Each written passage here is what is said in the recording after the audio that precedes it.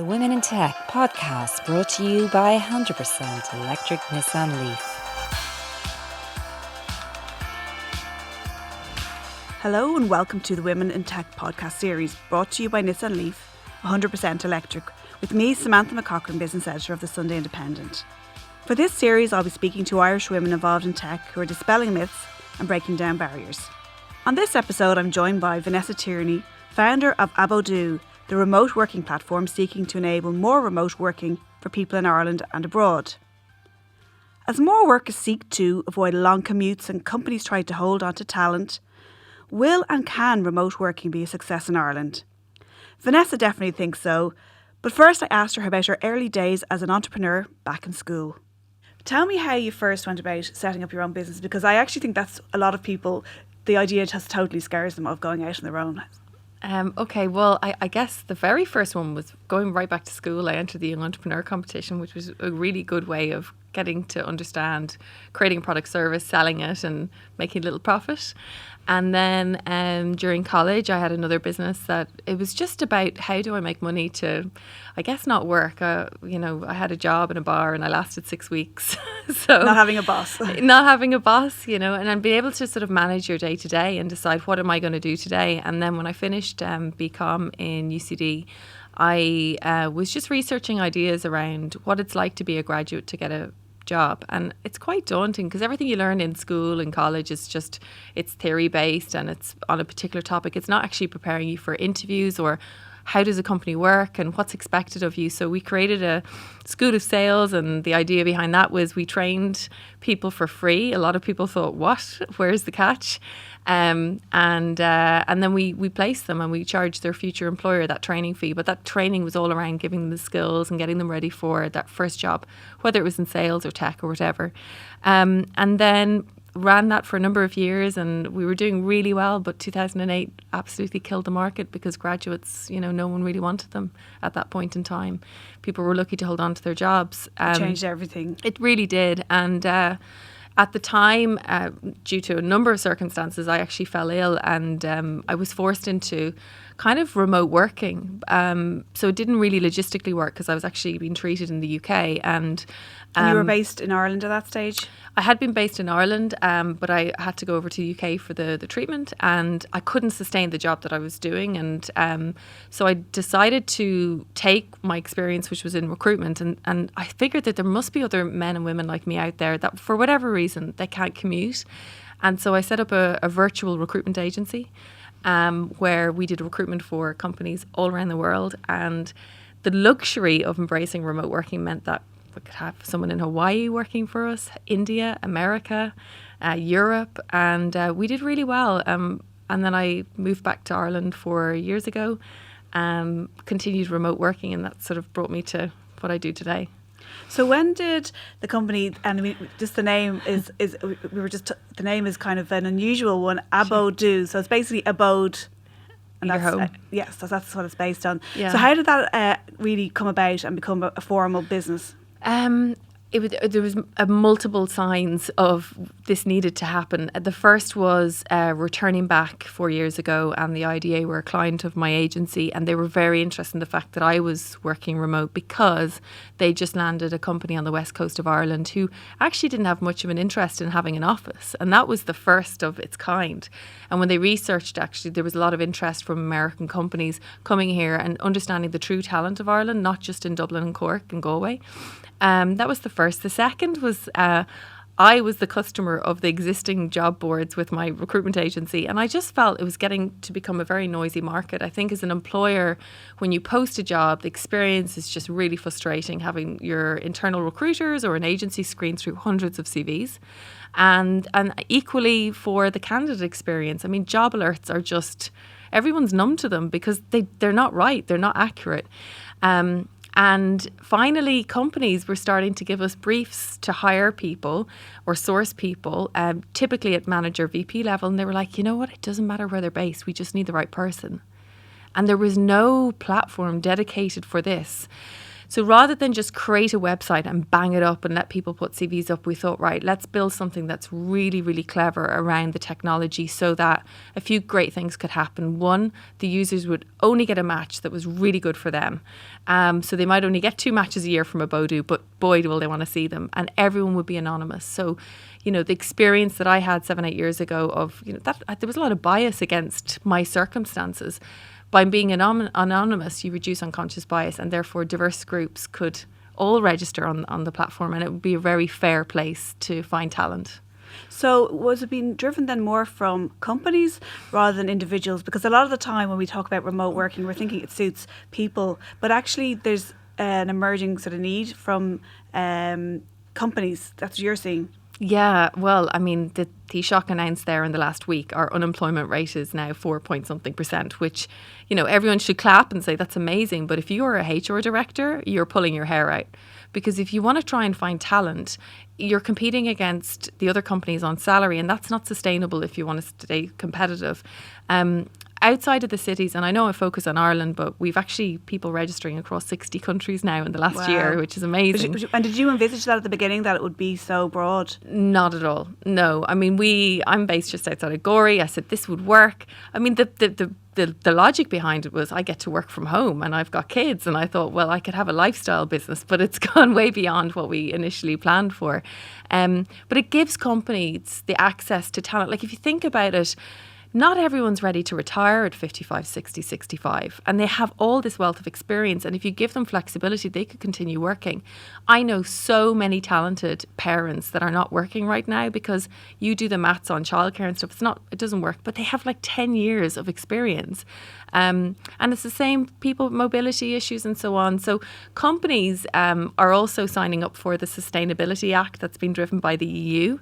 And one of the biggest things they can do that will tick 7 of the UN goals is smart working. So there's lots of sort of compelling reasons, and I'm noticing that it's moving forward without us having to educate or encourage. So not travelling to work is one reason that probably, from a sustainability point of view, that you're actually helping solve the problem. Oh, yeah, absolutely. I mean, 1.9 million of us commute in Ireland every day, which is shocking, really, when you think about what technology and connectivity allows us to do now. And most people, I was on an interview this morning with our partners Vodafone, and they were saying that actually who uses their phone for a phone call anymore? We all use it to just download stuff, research, connect, message, which is working. So in terms of your plans for growth, the business is actually really taking off, and you're actually fundraising at the moment. We are, yeah. We raised last year our seed round, and we were very lucky to raise in Ireland. We raised from Dan and Linda Kiley of Foxpro and Dennis from Fexco and a few others. And now we're moving into our late seed Series A. So we've been in active discussions mainly outside of Ireland because the options are quite limited here. And we realise that we're working on a business that's quite futuristic for some markets. Like to give you a comparison, in Ireland, 9% of companies are embracing smart working, despite 77% of people saying they want it, versus in America, it's 35 to 40%. And we do see international markets being a bigger market for us than the Irish one. So you're pitching at the moment to investors. Yeah. There's been some shocking statistics about how much new money goes to startups with female leads. Yeah. Are you finding it's a very male-dominated environment? Honestly, yes. Just because, you have to, I heard that phrase the other day, you have to kiss lots of frogs. And there's not a huge amount of diversity, which is sad. I think it would help female founders if they could pitch a more diverse group of VCs, because you'll connect with someone, and I think with the space that we're in of sustainability and smart working, it needs diversity in terms of pitching. So that is why we have gone outside of the country, because I think historically companies tend to stay here and they wait for a lot of traction.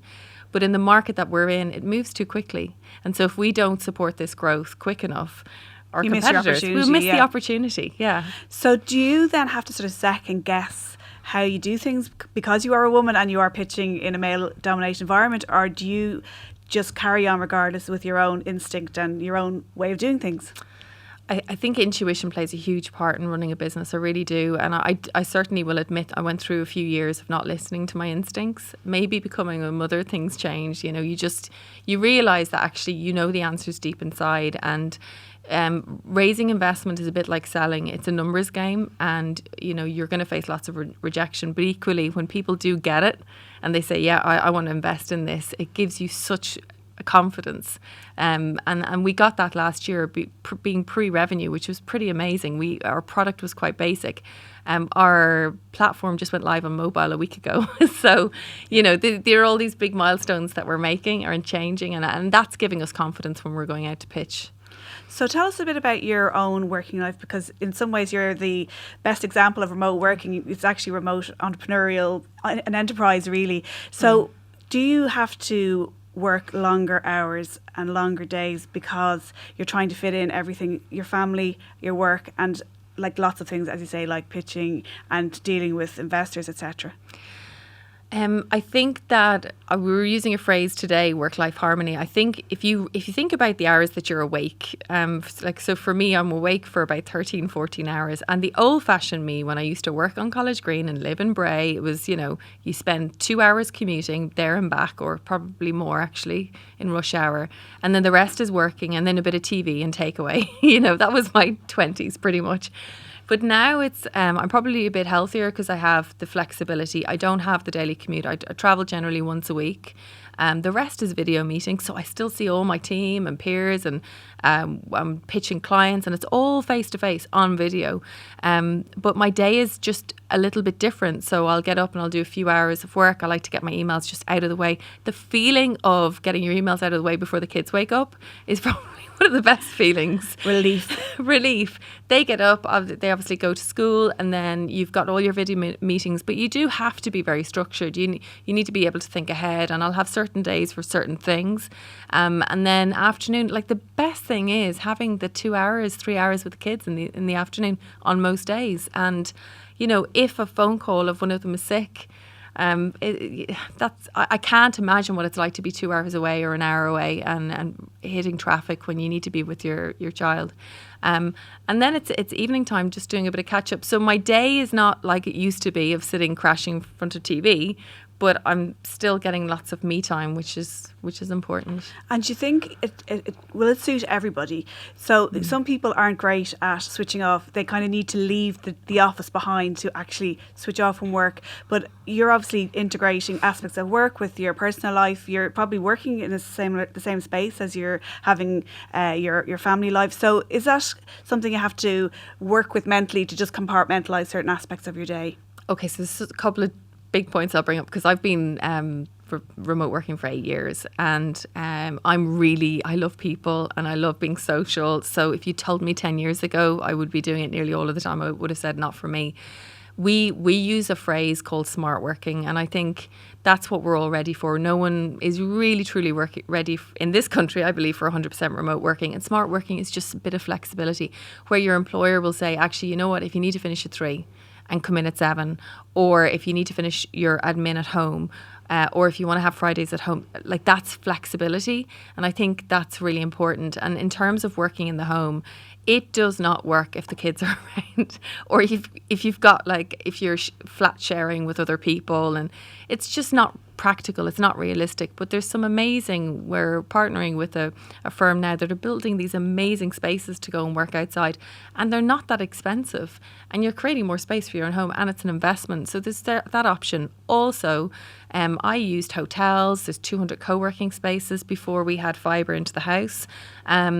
And with the co-working spaces, you pay per day. And actually more and more companies are starting to realise the value in paying for the co-working space, so you don't have to drive to Dublin every day. Fact: 85% of women in tech say that they love their job. The Women in Tech podcast is powered by Nissan Leaf, 100% electric. Visit nissan.ie for more details. And you mentioned women who had experience and they'd given up work to mind their children, and they had that wealth of experience there. Is remote working more suited or more common with women, or are you finding like men and women equally are interested in the opportunity? I think for the women that are not working, that say, I have so many conversations at school gates, online, on podcasts and so on, that say, if I could just get something that was 4 or 5 hours in the morning and then catch up in the evening, I miss my career. So yes, there's women in that sense. And there's some men, but it's obviously you see more women. But I think men deserve the right for the equality in this space. You know, they really do, because we came up with this working model in Henry Ford times of 9 to 5, 5 days a week when we were manufacturing. When you think about it, it's madness that we've done the same thing for so long. And I really believe it's going to be the millennials that will push this through, because when you ask them, when you all start having children or you want to buy a home and you look at the prices in the city, they're pushing back saying, no, why would we have to commute in at the same time every day as everybody else? That's madness. So, you know, by 2025, they'll make up 75% of the workforce. And there's lots of people out there who would love to see some flexible aspect to their work. Like you were saying, certain days maybe finish early, but they can have this worry that they mightn't be seen to be in the office, and presenteeism is a feature of a lot of companies, I suppose. Are you finding that there's different types of companies that are more open to it? Are traditional companies less open to it? Is it the tech companies, the new generation of companies that are more open-minded about this type of work? That's probably been the most surprising thing. If I look at the companies registering on Abodoo, I would have assumed it was technology companies. But the reality is it's down to the leaders in those companies seeing the actual potential of being more flexible and what it gives them, not just in accessing more talent, but in cost savings, substantial. So we have had law firms, but it's always there's a leader in there that's futuristic thinking, or it could be a woman in charge that's saying, hold on, I'm losing my best people at a certain age here. There are obviously technology companies. We've had banks go on. Now, if you had said to me a year ago, we're going to have banks, I would have said no. Now, their models are maybe a bit more restrictive. Maybe they're saying, okay, our model is 4 days office, 1 day flexi. And then after 6 months, and then after 12 months, we might bring more flexibility in. But that's huge. There are some companies that you would think are very modern, but because the leadership is quite old school in their thinking, they're very restrictive. But if a company does not embrace this, they will be forced to in the coming years. And isn't it better to have a proactive strategy than a reactive, knee-jerk one in a few years' time? And the jobs you mentioned there, the companies, banks, law firms, I think in the past people would have associated remote working with maybe lower paid jobs, but that's not the case? There is a job in Abodoo today that's over €200,000. Wow. Yeah. 80% remote. People will want to know what that job is. Is it a very high skills executive It's a role? leader. It's actually, if you're a leader that has remote skills right now, you're like gold dust, because 5-10 years ago it didn't exist, and so there's very few in this market anyway that have the right talent. This particular one is actually within tech, and you need to be able to lead a team and demonstrate that you can manage people remotely. And I've been asked this a couple of times, like, do you need a skill for leading people remote? You do. Like I fell into the deep end 8 years ago, and I learned on the job, and I probably did a terrible job for the first year or two, and I have a very patient team. But we're developing a program now that can be delivered online just to give them what they need to support their teams for the best performance. Yeah, because when you don't have someone in front of you and that's what you're used to, it does take an adjustment. So what type of skills are better for remote working if you're a leader than if you're actually in an office like you were in your recruitment time? Yes. I'm going to lay on some of these now are not my strengths, so I've had to work. But I would say that communication is really important. Listening is unbelievable, and instinct to be able to read someone on video and get a feeling and sense that if something's not right.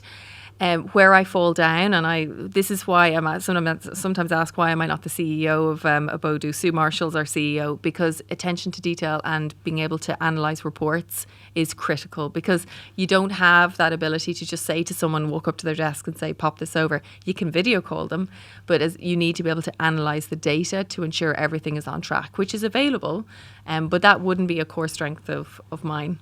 And how many people do you have working for you now? In total, we have 8, and we have additional contractors and so on. And here's what's interesting. So our CEO worked for Dennis O'Brien's company called Seon Group. It was a job board in China. My agency placed her years ago, and she's based in London all the time. So we meet up every probably month.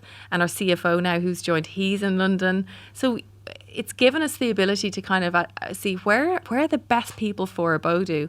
And companies are now actually saying, certainly for the hard to fill roles, they're going, okay, hold on, if we can be more flexible, we can access talent right across Ireland or right across Europe. Is there an argument, as we saw in the recession, where the employers became able to choose who they wanted. Is there an argument that in the future, if there is a downturn again in the economy, that employers will become less flexible because they won't have to do what they're doing now, which is suit employees in order to get staff? I think if employers have started the smart working journey and they see the savings, which equates to around €11,000 per employee. Like if you look at the building we're in today in Independent News and Media, it is expensive, it's prime retail.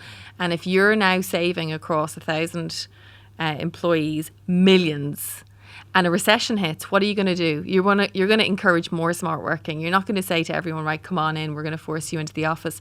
So actually, smart working for companies that want to recession proof, because they are predicting another recession in the next few years, then this is a really smart move. One of the biggest discussions this year from a public perspective has been the National Broadband Plan. Yeah. How important is good broadband for people if this is to be a longer term ambition of the country? Good broadband is fundamental to being able to work outside of the office. Absolutely. I mean, when we moved, for example, to our home, we had 3 meg. Okay.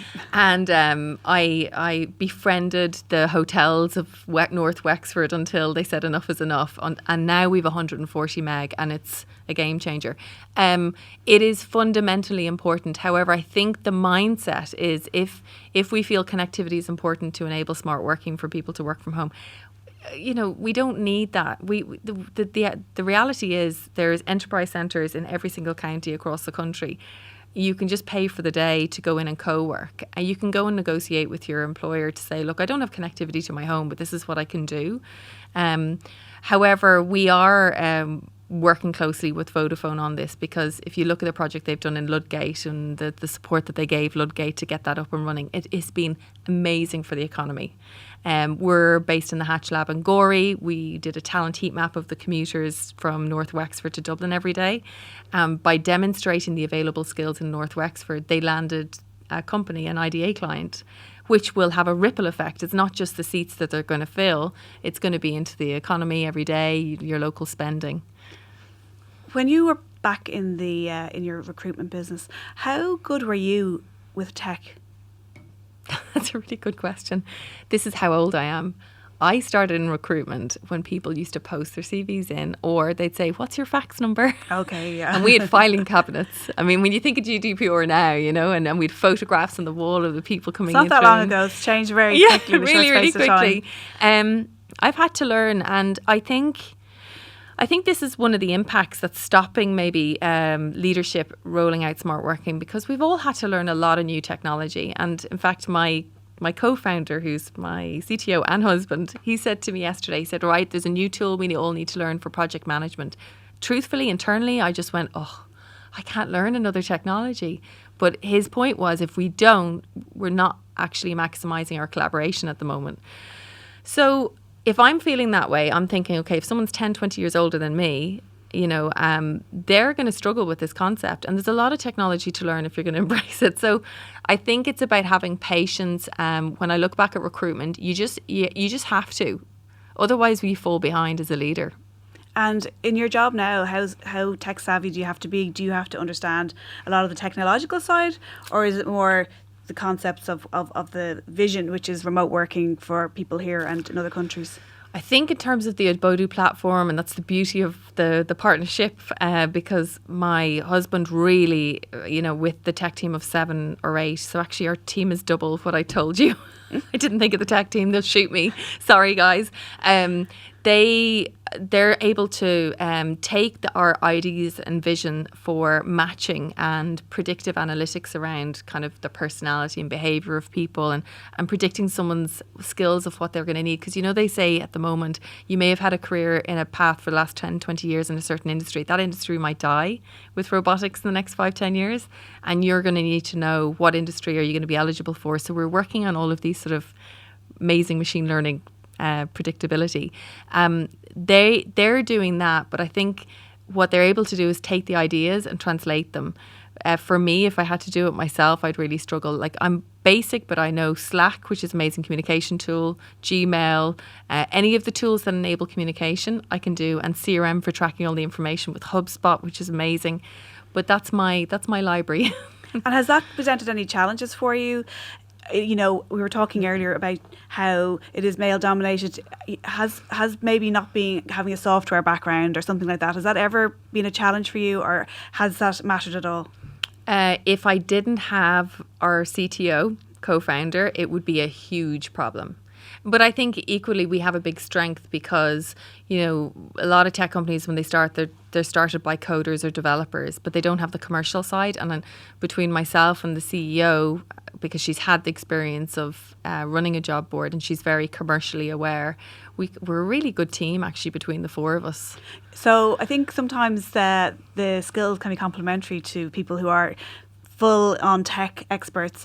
Is that sort of a myth then, that, you know, you need to have a real technology background to become a senior woman in technology?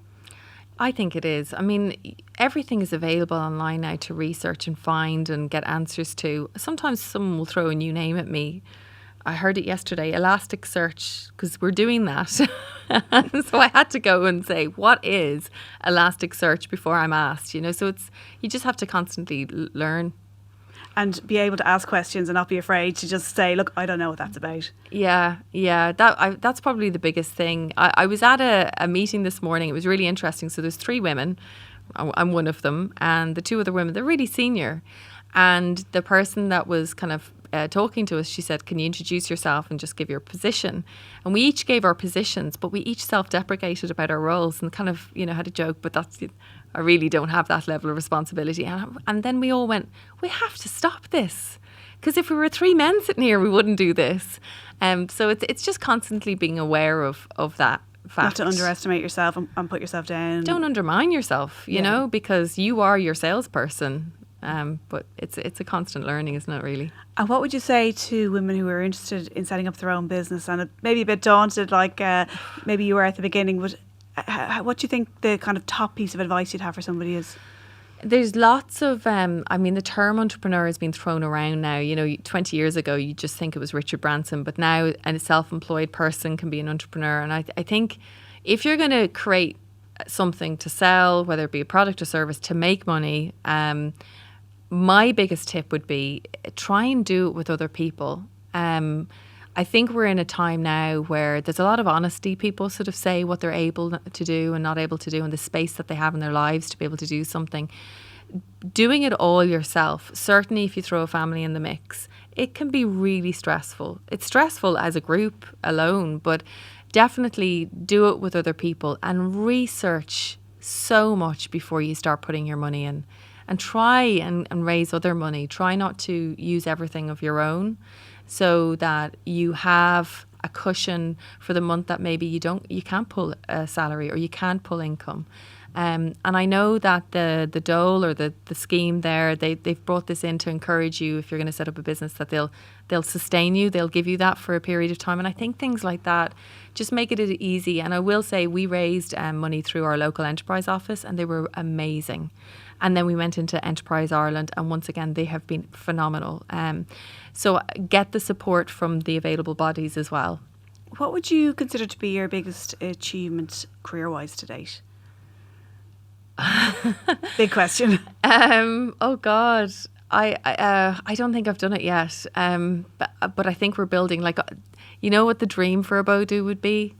If there's investors listening today, I'll talk about profit till the cows come home, because that's what everyone wants to hear. And we intend to be a profitable company, but the career dream that we have is to be able to bring the platform to areas in the world that have been really deprived and maybe up until now have survived on philanthropy, and enable global opportunities that we're now getting onto the platform, and with the rollout of connectivity, match them and maybe provide the co-working space so that they don't have to farm it, they don't have to set up a business if that's not them, but they can be a gig worker or they can be employed, even if it's somewhere in Africa. Or that would be a really fulfilling thing to achieve, and I think that's sort of our long-term goal if we can get there.